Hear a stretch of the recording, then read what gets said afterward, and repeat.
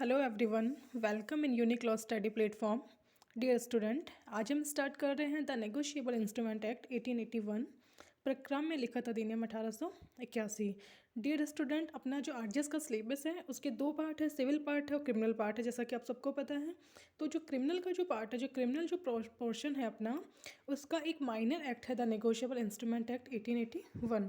और मैं बताना चाहूँगी कि ये जो एक्ट अपना जिसको अपन शॉर्ट में एनआई एक्ट भी बोलते हैं, द नेगोशिएबल इंस्ट्रूमेंट एक्ट 1881, ये पूरा का पूरा जो एक्ट है ये अपने सिलेबस में नहीं है। इसका ओनली जो चैप्टर 17 है वो अपने सिलेबस में है। अध्याय जो 17 है, सेक्शन 138 से स्टार्ट होकर 148 तक, तो वो सेक्शन अपने आरजीएस के सिलेबस में है। तो मैं कोशिश करूँगी प्री और मेंस दोनों के पॉइंट ऑफ व्यू से उसको कवर करने की, जहाँ से भी जो भी क्वेश्चन बनता है तो मैं आपको बताते हुए चलूँगी। तो स्टार्ट करते हैं upon the negotiable instrument act 1881 का चैप्टर 17। इस अधिनियम का अधिनियम संख्यांक है 26। अधिनियम है वो है 1881 का, अधिनियम संख्यांक है इसका 26। अपने सिलेबस में इसका जो चैप्टर है वो है 17। चैप्टर जो 17 है उसका टाइटल देखिए, लेखों में जमा राशि अपर्याप्त होने के कारण कतिपय चेकों के अनादित हो जाने की दशा में शास्तियाँ। चैप्टर 17 ये उल्लेख कर रहा है कि लेखों में जमा राशि, लेखों का मतलब होता है अकाउंट में, बैंक खातों में, जो बैंक खाते में जो डिपॉजिट जो मनी है, जो जमा राशि है वो अपर्याप्त होने के कारण, वो सफिशिएंट नहीं होने के कारण बैंक ने क्या किया, बैंक ने आपके चेक को अनादित कर दिया, खारिज कर दिया। तो इसके एवज में आपको क्या पेनल्टी मिलेगी, क्या शास्ति मिलेगी, इसके लिए उल्लेख करता है अपना चैप्टर 17। ठीक है, इसका जो मेन जो सेक्शन है वो है इसका सेक्शन 138। जो 138 जो सेक्शन है वो इस पूरे चैप्टर को डिफाइन करते हैं कि जो एनआई एक्ट के अंदर जो चैप्टर 17 है वो कौन से ऑफेंस की बात कर रहा है, कौन सी कंडीशन है, जब वो कंडीशन फुलफिल हो जाएंगी तो समझा जाएगा कि आपने ऑफेंस जो है वो कमिट किया है। तो 138 जो सेक्शन है वो इस पूरे चैप्टर की बैकबोन मान सकते हैं अपन, कि अगर 138 समझने के बाद में जो आगे की जो सेक्शन है वो अपने को बताते हैं कि अगर आपने 138 का ऑफेंस किया तो आप कौन सा न्यायालय है जो आपके मामले को सुनेगा, कौन सी ट्रायल आपके ऊपर की जाएगी, क्या आपको कंपनसेशन भी दिलाया जा सकता है, समन की तामील किस प्रकार से होगी, शपथ जो बैंक की जो स्लिप होती है उसका क्या रोल होगा, या फिर जो एनआई एक्ट के 138 138 के जो मामले हैं उनमें आप अपील कर सकते हैं, नहीं कर सकते हैं, तो उनके संबंध में सेक्शन 139 से 148 बताता है। मेन जो सेक्शन है इसका वो है 138। ठीक है, तो जो चैप्टर 17 है वो बात करता है dishonour of certain cheque for insufficiency of fund in the account. जो अकाउंट है उनमें, जो अकाउंट्स में जो आपका फंड है वो इनसफिशिएंट है, इनसफिशिएंट होने की वजह से बैंक ने आपके चेक को डिसऑनर कर दिया, खारिज कर दिया, तो उस दशा में आपको क्या पेनल्टी मिलेगी। देखिए 138 क्या कहते हैं, स्टार्ट करते हैं 138। 138 का टाइटल है dishonour of cheque for insufficiency of fund in the accounts. लेखों में जमा राशि अपर्याप्त होने के कारण चेकों का अनादित हो जाना, कि आपका जो बैंक अकाउंट है ना उसमें जो अमाउंट है वो ऐसा अपर्याप्त है, इनसफिशिएंट है, इस वजह से बैंक ने आपके चेक को खारिज कर दिया। जहाँ की देखिए, जहाँ किसी व्यक्ति के द्वारा किसी बैंक में संधारित अपने खाते में से, मतलब किसी व्यक्ति ने बैंक में जो उसका अकाउंट है, बैंक में जो संधारित उसका जो बैंक खाता है, उस बैंक खाते में से अपने किसी ऋण अथवा अन्य दायित्व से भागतः या पूर्णतः उन्मोचित होने के लिए चेक दिया जाता है। देखिए पहला फर्स्ट पॉइंट यहाँ पे बनता है, आप सेक्शन को टुकड़ों में विभाजित कर दीजिए ताकि आपको समझने में आसानी रहेगी, बहुत अच्छे से ये कॉन्सेप्ट क्लियर होगा, बहुत अच्छे से समझ में आएगी। तो देखिए पहला क्वेश्चन यहाँ पे ये है कि किसी व्यक्ति ने बैंक अकाउंट में, किसी व्यक्ति ने उसका बैंक में जो खाता है उस खाते में से अपने किसी ऋण अथवा अन्य दायित्व से, यहाँ पे सबसे पहला प्रश्न अपने सामने आता है कि कोई व्यक्ति है, मान लो ए नाम का व्यक्ति है, वो बी को चेक दे रहा है, लेकिन पहला प्रश्न ये आता है कि ए बी को चेक दे क्यों रहा है, क्या रीज़न है जिसकी वजह से वो बी को चेक दे रहा है। तो ए का बी को चेक देने का कारण ये है कि या तो ए है वो अपने किसी ऋण से या फिर अपने दायित्व से पूर्ण रूप से या भागतः उससे उन्मोचित होना चाहता है, फ्री होना चाहता है, इसलिए ए ने बी को चेक दिया। ठीक है, मानो ए है, उसने अपने बैंक अकाउंट का एक चेक है वो बी को दिया, क्यों दिया, अपने किसी ऋण से या फिर अपने किसी दायित्व से। ठीक है, वो भागतः या पूर्णतः उन्मोचित होना चाहता है, इसलिए उसने एक चेक दिया है। ठीक है, जैसे ही ए ने बी को चेक दिया, और जो चेक है, ए ने बी को चेक दिया, लेकिन ए का जो अकाउंट है, ए का जो बैंक में जो खाता संधारित है, उस खाते में या तो अपर्याप्त राशि होने के कारण, इनसफिशिएंट फंड होने के कारण, अथवा पहले से ही उस खाते में से किसी अन्य व्यक्ति को संधाई करने का करार कर दिए जाने के कारण, देखिए जो हिंदी ये जो अपना डायरेक्ट है, इसमें हिंदी का जो ये प्रकाशन हो रखा है ये इसमें मिसप्रिंट है। यहाँ पे ये जो इसमें लिखा हुआ है ना कि किसी अन्य व्यक्ति को संधाई करने का करार कर दिए जाने के कारण, आप इसको डिलीट कर दीजिए यहाँ से। आप यहाँ पे ये लिख लीजिए कि फर्स्ट पहली कंडीशन तो ये है, देखो कि या तो बैंक में जो खाता है उसमें जो राशि है वो अपर्याप्त है, इनसफिशिएंट फंड है, या फिर दूसरी कंडीशन यहाँ पे ये है कि वह उस रकम से अधिक है जिसका बैंक के साथ संधाई करने का करार किया गया है। दूसरा पॉइंट लिख लीजिए, वह उस रकम से अधिक है जिसका बैंक के साथ संधाई करने का करार किया गया है। ठीक है, जहाँ तो दो कंडीशन आ गई अपने पास में। पहला पॉइंट अपने पास में है कि किसी व्यक्ति के द्वारा बैंक में संधारित अपने खाते में से अपने किसी ऋण है या अन्य दायित्व से भागतः या पूर्णतः उन्मोचित होने के लिए चेक दिया जाता है, पहला पॉइंट। दूसरा पॉइंट, जो चेक जो दिया गया है वो चेक उसके खाते में अपर्याप्त राशि होने के कारण, या फिर वह उस रकम से अधिक है जिसका बैंक के साथ संधाई करने का करार किया गया है। यहाँ पे दूसरा पॉइंट का मतलब ये है कि मानो जो ए है उसने बैंक के साथ में एग्रीमेंट कर रखा है कि आप मेरे अकाउंट में से इतनी मनी ही निकाल सकते हो, इससे ज़्यादा नहीं, लेकिन ए ने जो बी को जो चेक दिया है ना वो अमाउंट बैंक के साथ जो एग्रीमेंट किया हुआ है उस मनी से अधिक है। इसलिए बैंक ने क्या किया कि जो बी ने बैंक में जैसे चेक लगाया तो बैंक ने वो चेक को खारिज कर दिया, डिसऑनर कर दिया उसको। वो जो फंड जो अमाउंट जो चेक में लिखी हुई थी वो अमाउंट उसको नहीं दी गई। ठीक है, तो अगर ऐसा होता है कि या तो किसी व्यक्ति ने चेक दे दिया ऋण अथवा दायित्व से उन्मोचित होने के लिए, उसके खाते में अपर्याप्त राशि है या किसी अन्य को संधाई करने का करार कर रखा है, इस वजह से तो इन दो कारणों की वजह से कि या तो इनसफिशिएंट फंड है या फिर उसने क्या कर रखा है, बैंक के साथ एग्रीमेंट कर रखा है कि एक फिक्स अमाउंट का कि इससे अधिक आप नहीं दोगे, तो इस वजह से बैंक ने क्या किया है, बैंक ने चेक को बिना भुगतान किए लौटा दिया। तो वहाँ पे ये समझा जाएगा कि उस व्यक्ति ने अपराध कारित किया है और इस अधिनियम के अन्य उपबंधों पर प्रतिकूल प्रभाव डाले बिना उतनी अवधि के कारावास से जो कि 2 वर्ष तक की हो सकेगी, अथवा उतनी राशि के जुर्माने से जो कि चेक की राशि के से दुगनी तक हो सकेगी, अथवा दोनों से दंडित किया जाएगा। ठीक है, किसी ए ने बी को चेक दिया अपने किसी ऋण अथवा दायित्व से भागतः पूर्णतः उन्मोचित होने के लिए दिया, पहली कंडीशन। दूसरी कंडीशन, या तो उसके खाते में अपर्याप्त राशि है, इनसफिशिएंट फंड है, या फिर उसने बैंक के साथ में एग्रीमेंट कर रखा कि आप इससे अधिक संदाई नहीं करेंगे, इस वजह से बैंक ने चेक को बिना भुगतान किए लौटा दिया। अगर बैंक है वो चेक को बिना भुगतान किए लौटा दिया जाता है तो किसी अन्य लॉ में कुछ भी है, कोई अन्य विधि कुछ भी कहती हो, उस पर प्रभाव डाले बिना इस अधिनियम में उस व्यक्ति को जिसने चेक दिया है उसको कारावास की सजा जो कि 2 वर्ष तक का हो सकेगा, अथवा जुर्माना यहाँ पे कितना होगा, जुर्माना देखिए यहाँ पे चेक की जो अमाउंट है ना उस चेक की अमाउंट के दुगने से अधिक नहीं होगा। ठीक है, उतनी राशि का जुर्माना जो कि चेक की राशि से दुगनी तक हो सकेगी, या अथवा दोनों से दंडित किया जा सकेगा। तो यहाँ पे 138 की मेन थीम समझ में आई कि 138 क्या कहता है अपने को।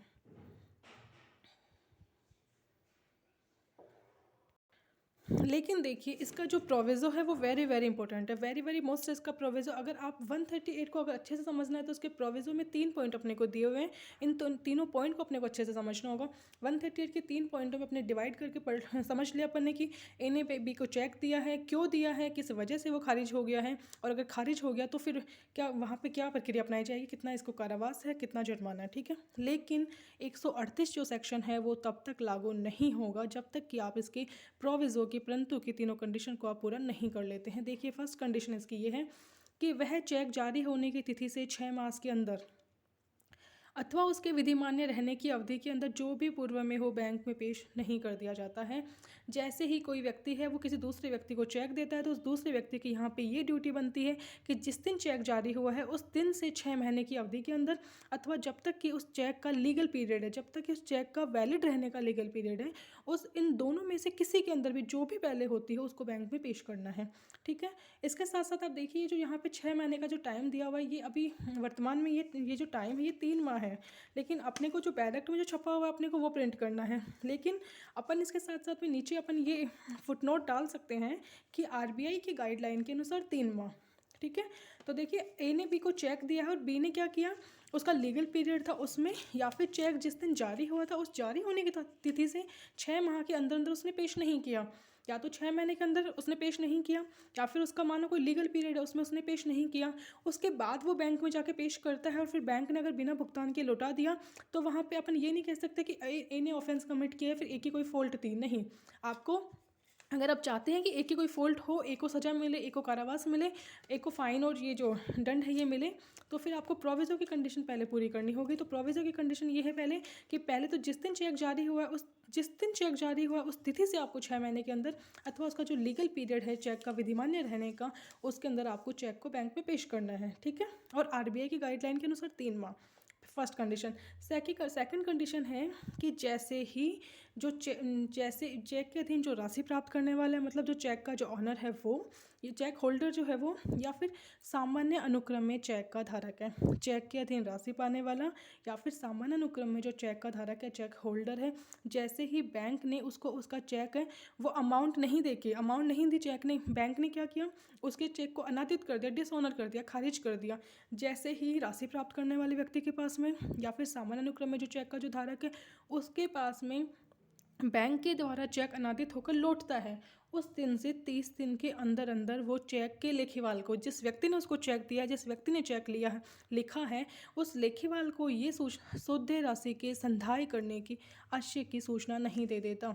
चेक के अधीन राशि पाने वाला सम्यक अनुक्रम धारक जैसे ही बैंक से चेक बिना भुगतान के लौटता है, तो इसकी ड्यूटी बनती है यहाँ पे कि 30 दिन के अंदर अंदर चेक के लेखीवाल को जो ड्यू पेमेंट है जिसके लिए उसने चेक दिया था उसके लिए उसको बताएगा कि आपका जो चेक है मैंने बैंक में लगाया, बैंक ने मुझे पैसे नहीं दिए, वो अनादित हो गया, तो आप जो ड्यू पेमेंट है आप उसका संधायक कीजिए मेरे को, ठीक है। ये दूसरा पॉइंट है। तीसरा पॉइंट है इसका, देखिए जो चेक का जो लेखीवाल है जिसने चेक लिखा है वो लेखीवाल उस सूचना की प्राप्ति के 15 दिन के अंदर अंदर, जैसे ही चेक के लेखीवाल को 30 दिन के अंदर ये सूचना मिलती है कि भाई बैंक ने जो चेक है वो बिना भुगतान के लौटा दिया और अब आपको ड्यू पेमेंट आपको संधाई करनी है, तो जैसे ही लेखीवाल को ये सूचना मिलती है 30 दिन के अंदर अंदर, उस 30 दिन के पश्चात, 30 दिन के बाद का टाइम है ये, 30 दिन के पश्चात 15 दिन के अंदर अंदर लेखीवाल के पास में टाइम है 15 दिन, लेखीवाल जो है वो 15 दिन के अंदर अंदर उस व्यक्ति को जो चेक के अधीन राशि पाने वाला है या सामान्य अनुक्रम में चेक का धारक है उस राशि का संधाय करने में असफल नहीं रहता है, ठीक है। लेखीवाल के पास में 30 दिन का टाइम है, जिस दिन उसको सूचना मिली थी उसके बाद में लेखीवाल के पास में जिस दिन उसको सूचना प्राप्त हुई थी उस दिन से उसके पास में 15 दिन का टाइम है कि वो 15 दिन के अंदर अंदर उस ड्यू पेमेंट को संधाय करे। किसको करेगा? चेक के अधीन जो राशि पाने वाला है उसको, या फिर जो सामान्य अनुक्रम में जो चेक का जो होल्डर है, चेक जो धारक है उसको करेगा, ठीक है। और इस एक स्पष्टीकरण है इसका एक्सप्लेनेशन। तो इस सेक्शन में जहाँ पे ऋण और दायित्व शब्द जो अपन ने 138 के फर्स्ट पैरा में पढ़ा है, तो उस ऋण और दायित्व से इसमें अभिप्रेत विधित परिवर्तन ऋण अथवा दायित्व, मतलब ठीक है। डेप्थ और लाइबिलिटी का मतलब होता है जिनको इन्फोर्सेबल बाई लॉ, ठीक है, लीगली जो लॉ के माध्यम से आप उसको इन्फोर्स करवा सकते हो, वो ऋण और दायित्व है। तो 138 वेरी वेरी मोस्ट सेक्शन है, इस पूरे एक्ट की बैकबोन कह सकते हैं अपन 138 अगर समझ में आ गया तो आगे के सेक्शन वेरी वेरी इजी है, जो मैं पूरे एक वीडियो में कवर करने की कोशिश करूँगी, ठीक है। तो 138 की मेन थीम पढ़ रही है अपन ने। ए ने बी को चेक दिया, चेक अपने ऋण अथवा दायित्व से भागता पूर्णतः उन्मोचित होने के लिए दिया। बैंक ने क्यों लौटाया? या तो अपर्याप्त राशि थी या फिर उस रकम से अधिक थी जिसका एग्रीमेंट बैंक के साथ कर रखा था। अगर लौटा देता है तो उसको 2 वर्ष का कारावास है या जुर्माना है जो चेक की रकम के दुगना हो सकेगा। लेकिन ये बात तब तक लागू नहीं होगी जब तक कि आप प्रोविजो की तीनों कंडीशन फुलफिल नहीं कर देते हैं। जिस दिन चेक जारी हुआ था उस दिन से 6 महीने अथवा उसका जो भी विधिमान्य पीरियड है जो भी पूर्व में होता है उसमें बैंक में पेश नहीं कर दिया जाता है। और जैसे ही बैंक ने आपको बिना भुगतान किए लौटा दिया तो 30 दिन के अंदर अंदर आप चेक के लेखीवाल को सूचना दो कि जो ड्यू पेमेंट है उसका वो संधाई करे। और लेखीवाल को जैसे ही सूचना प्राप्त हो जाती है लेखीवाल यहाँ पे 15 दिन के अंदर अंदर उस राशि का संधाई करे। अगर वो असफल रहता है तो देखिए यहाँ पे वाद हेतुक उत्पन्न होता है, ठीक है। 138 की एक धारा 138 में वाद हेतुक उत्पन्न कहाँ पे होता है? इसका खंड जो सी है। और जैसे ही वाद हेतुक उत्पन्न होगा तो फिर इसका परिवाद किया जाएगा, जो कि किया जाएगा 1 माह में सेक्शन 142 में, जो अपन बाद में रीड करेंगे। लेकिन इसके साथ साथ मैं आपको जो सेक्शन जो अपना 138 है जो 138 है इसमें 2-3 आपको केस लॉज बताना चाहूँगी जो काफ़ी इंपॉर्टेंट आ सकते हैं एग्जाम में, या फिर अगर नहीं भी आते हैं तो अगर 138 अगर सीधा सीधा पूछा जाए तो अपन लिखेंगे तो बहुत अच्छा इफेक्ट पड़ेगा इससे। तो देखिए सबसे पहले मैं आपको एक केस बताना चाहूँगी इसमें कि जया कृष्णा वर्सेस यूनी कृष्णन 2016 केरल हाईकोर्ट का केस है ये। जया कृष्णा वर्सेस यूनी कृष्णन 2016 केरल हाईकोर्ट का। इस केस में ये कहा गया कि जो 138 का जो प्रोविजो का जो थर्ड पॉइंट है, जहाँ पे कहा गया कि लेखीवाल 15 दिन के भीतर संधाय करने में असफल होता है तो फिर आपका वाद हेतु उत्पन्न होता है। लेकिन 100 इसके संबंध में केस है ये जया कृष्णा वर्सेस यूनी कृष्णन 2016। इस केस में ये कहा गया कि अगर लेखीवाल जो है वो नोटिस लेने से इनकार कर देता है, उसने साफ साफ नोटिस देने से, मतलब जो 30 दिन के अंदर लेखीवाल को नोटिस देना है कि भाई आपने जो चेक दिया था उसके बैंक ने हमें अमाउंट नहीं दी, बैंक ने चेक को डिसऑनर कर दिया है, तो उसकी सूचना देनी थी आपको 30 दिन में। 30 दिन के बाद सूचना देने के बाद में लेखीवाल के पास 15 दिन का टाइम है कि वो 15 दिन के अंदर आपको ड्यू पेमेंट का संधाई करे। लेकिन जो लेखीवाल है उसने नोटिस लेने से ही मना कर दिया, उसने नोटिस लेने से साफ साफ इनकार कर दिया, तो फिर वहाँ पे आपके पास में ये राइट है कि आप 15 दिन के पहले भी सेक्शन 142 में उसके खिलाफ परिवाद कर सकते हैं। ठीक है, तो 15 दिन से पहले परिवाद कर सकते हैं। कौन सा केस है? जया कृष्णा वर्सेस यूनी कृष्णन 2016 केरल हाईकोर्ट का केस है। ठीक है, इसके साथ साथ एक केस और बताना चाहूँगी जो आजकल बहुत ज़्यादा मतलब कोर्ट्स में बहुत ज़्यादा चल रहा है ये कि जैसे अपन सुनते हैं ना 138 का मामला 100 क्रॉस केस कर दिया, चेक बाउंस हो गया, इन संबंध में। तो देखिए एक केस है इसमें मोहम्मद अशरफ वर्सेस राजस्थान राज्य AIR 2017 का केस है, सॉरी मोहम्मद अशरफ वर्सेस राजस्थान राज्य 2017 का केस है। इस केस में ये कहा गया कि अगर 138 का कोई मामला आया है और 138 के मामले में अगर क्रॉस केस हो गया, दोनों पार्टियों ने एक दूसरे पे क्रॉस केस किया, तो वहाँ पे कपट व बेईमानी की जांच की जाएगी। क्रॉस केस होने की दशा में कपट व बेईमानी की जांच की जाएगी। ठीक है, दूसरा केस एक इसमें वेरी वेरी मोस्ट केस है। देखिए कि अगर समझिए आप इसको, जैसे मान लो A और B है, दोनों का संयुक्त अकाउंट खाता है, ठीक है, जॉइंट अकाउंट होल्डर है A और B, और A और B का जो जॉइंट होल्डर है, जॉइंट जो अकाउंट है उसमें से A ने एक चेक दिया है C को, और वो जो चेक है A ने जो C को जो चेक दिया वो चेक डिसऑनर हो गया है। तो यहाँ पे जो B है जो जॉइंट होल्डर है, जो जॉइंट अकाउंट होल्डर है, तो क्या वो भी लाइबल होगा? नहीं। तो इसके संबंध में केस अपने पास में अलका खंडू अवध वर्सेस अमर श्याम प्रसाद मिश्रा का केस है। AIR 2021 सुप्रीम कोर्ट का केस है। अलका खंडू अवध वर्सेस अमर श्याम प्रसाद मिश्रा AIR 2021 का केस है। इस केस में ये कहा गया अगर कोई संयुक्त खाता धारक है, जॉइंट अकाउंट होल्डर है, तो संयुक्त खाता धारक होने पर चेक के ऊपर जिस भी खाता धारक के हस्ताक्षर है, जिस भी खाता धारक के सिग्नेचर है, वही दायित्वाधीन होगा। ठीक है, तो A और B ने मान लो जॉइंट अकाउंट है उनका, C को चेक दिया, चेक डिसऑनर हो गया, चेक जो है वो A ने दिया था, तो जिस चेक के ऊपर मान लो A के साइन है तो यहाँ पे A लाइबल होगा, B यहाँ पे लाइबल नहीं होगा। ठीक है, आगे के जो सेक्शन है वो पूरे एक वीडियो में मैं कोशिश करूँगी कवर करने की और अच्छे से क्लियर करने की। और जो देखो 138 है उसमें मेंस का क्वेश्चन बन सकता है, सीधा सीधा 138 आ सकता है। प्रीलिम्स के अगर क्वेश्चन बनते हैं यहाँ पे, तो प्रीलिम्स के क्वेश्चन ये बन सकते हैं कि जैसे किसी व्यक्ति ने चेक क्यों दिया, A ने B को चेक क्यों दिया, तो इसके आंसर है कि ऋण अथवा अन्य दायित्व से भागता पूर्णतः उन्मोचित होने के लिए दिया है। अगर चेक खारिज हो जाता है तो वहाँ पे कितनी सजा का प्रावधान है, 2 वर्ष तक का कारावास है या फिर चेक की रकम की दुगना इसमें जुर्माना है। ये प्रीलिम्स का क्वेश्चन बन सकता है। इसके साथ साथ इसमें जो टाइम पीरियड जो दे रखा है ना कि आपको जो चेक का लेखीवाल है उसका कितने दिन के अंदर सूचना देनी है, तो 30 माह में देनी है। संधाई कितने दिन में करना है? 15 दिन में करना है। कॉज ऑफ एक्शन कब अराइज होता है? कॉज ऑफ एक्शन तब अराइज होगा जब लेखीवाल 15 दिन के अंदर वो संधाई नहीं करता है। और ऋण और दायित्व से क्या अभिप्रेत है? तो ऋण और दायित्व से वो ऋण और दायित्व अभिप्रेत है जिसको आप विधि के द्वारा परिवर्तन करवा सकते हैं। ठीक है, थैंक यू।